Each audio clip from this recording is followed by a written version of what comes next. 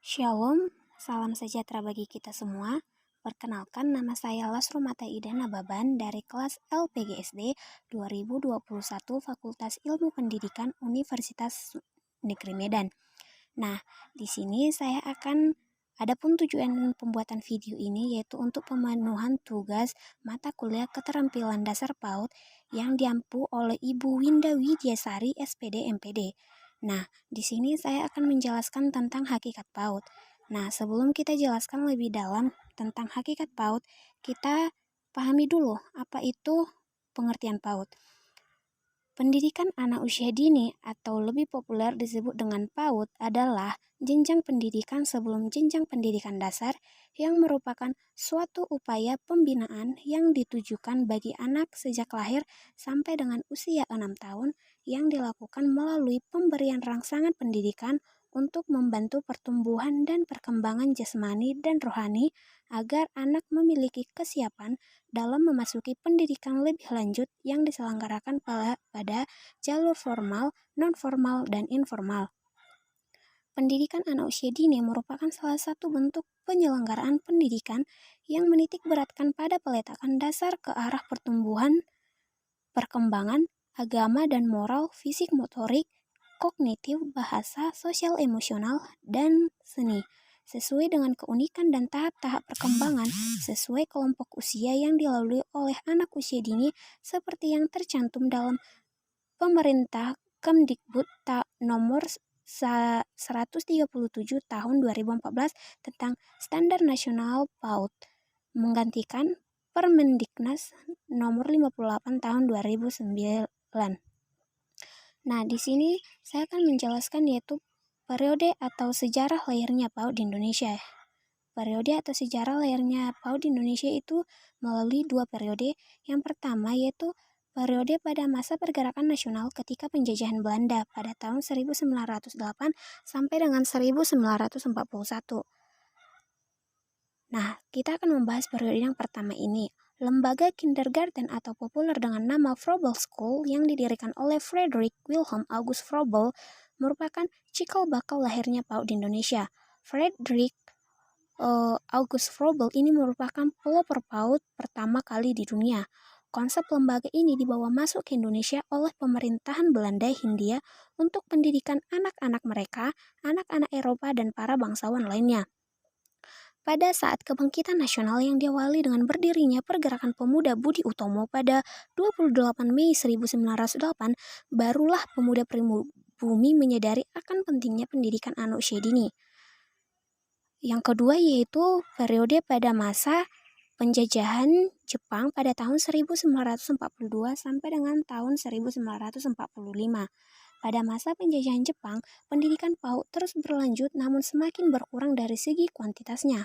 Pada saat itu, pemerintahan Jepang tidak mengawasi secara formal penyelenggaraan pendidikan setingkat PAUD, namun pemerintahan Jepang hanya melengkapi kegiatan kelas dengan nyanyian-nyanyian Jepang. Sejarah PAUD di Indonesia dan perkembangannya. Memahami sejarah PAUD di Indonesia sama halnya dengan memahami perjalanan panjang dinamika dan pasang surut pendidikan di Indonesia.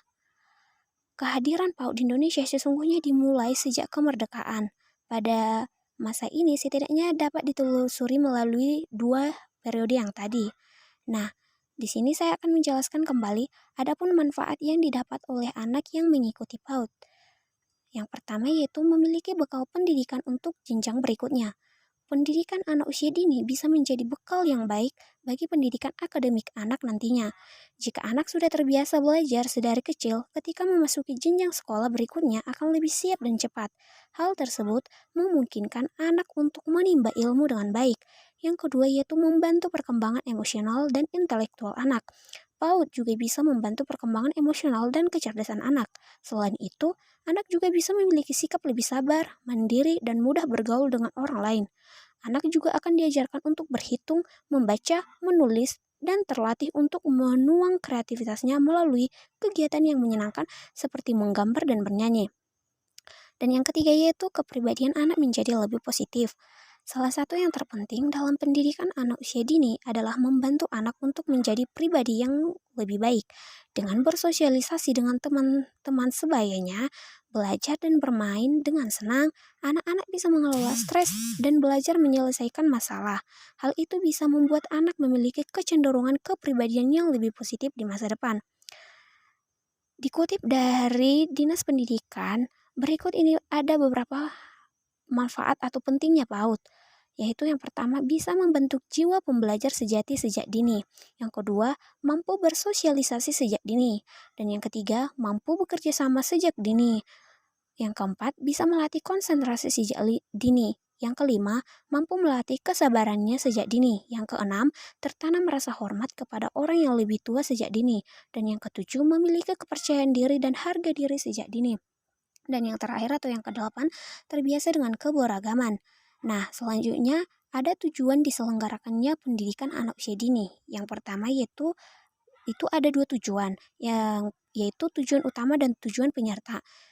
Adapun tujuan utama yaitu untuk membentuk anak Indonesia yang berkualitas, yaitu anak yang tumbuh dan berkembang sesuai dengan tingkat perkembangannya sehingga memiliki kesiapan yang optimal di dalam memasuki pendidikan dasar serta mengarungi kehidupan pada masa dewasa. Tujuan penyerta yaitu untuk membantu menyiapkan anak mencapai kesiapan belajar atau akademik di sekolah sehingga dapat mengurangi usia putus sekolah dan mampu bersaing secara sehat di jenjang pendidikan berikutnya. Nah, saya juga akan menjelaskan yaitu tujuan PAUD. Di sini tujuan PAUD yaitu yang pertama sebagai kerangka dasar atau fondasi bagi anak untuk menyesuaikan diri dengan lingkungan serta pertumbuhan dan perkembangan selanjutnya. Yang kedua, untuk mengintervensi sejak dini dengan memberikan rangsangan edukasi sehingga dapat menumbuhkan potensi-potensi tersembunyi yang terdapat pada anak. Dan yang ketiga, mengembangkan potensi-potensi yang sudah tampak pada anak tersebut. Dan yang keempat, agar dapat melakukan deteksi dini terhadap kemungkinan terjadinya gangguan dalam pertumbuhan dan perkembangan potensi-potensi yang dimiliki anak usia dini. Nah, selanjutnya fungsi PAUD. Fungsi PAUD ada tiga, yaitu satu, fungsi adaptasi atau sosial yang berperan dalam membantu anak menyesuaikan diri dengan keadaan dan situasi di sekitarnya. Kemudian ia sesuaikan dengan kondisi dan situasi dirinya sendiri. Yang kedua, fungsi pengembangan yang berperan dalam menumbuh kembangkan berbagai potensi yang dimiliki anak dengan memberi suatu situasi atau lingkungan edukatif sehingga potensi-potensi tersebut dapat berkembang optimal dan bermanfaat bagi anak itu sendiri dan lingkungannya. Dan yang terakhir, fungsi bermain. Karena bermain merupakan hak anak sepanjang rentang hidupnya, melalui bermain, anak dapat memperoleh banyak pengetahuan dan melalui kegiatan bermain, neuron-neuron otak berkembang dengan sangat pesat. Baiklah, mungkin ini saja materi yang dapat saya jelaskan. Sebelumnya, jika ada kekurangan atau kesalahan, saya mohon maaf. Saya ucapkan banyak terima kasih.